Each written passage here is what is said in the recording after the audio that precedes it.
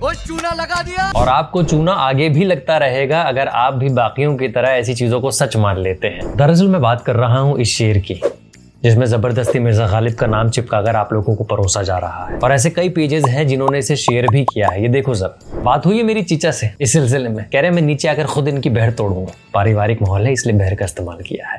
माँ खराब हो जाएगा, मैं माँ अम्मा बहन पे आ जाऊंगा, मैं इनकी अम्मा बहन पे आ जाऊंगा। और बहर से याद आया कि जो दोनों मिसरे हैं वो आपस में हम वज़न नहीं है, यानी बहर से खारिज हैं, और शेर के लिए कहीं ना कहीं ये जरूरी हो जाता है कि दोनों मिसरे हम वज़न हो, यानी वज़न जो है वो बराबर हो। दरअसल शेर का बहर में होना और कोई सार्थक बात निकलना, यानी कोई ऐसी बात निकलना जिसका अर्थ हो, तभी वो कहीं ना कहीं शेर कहलाता है।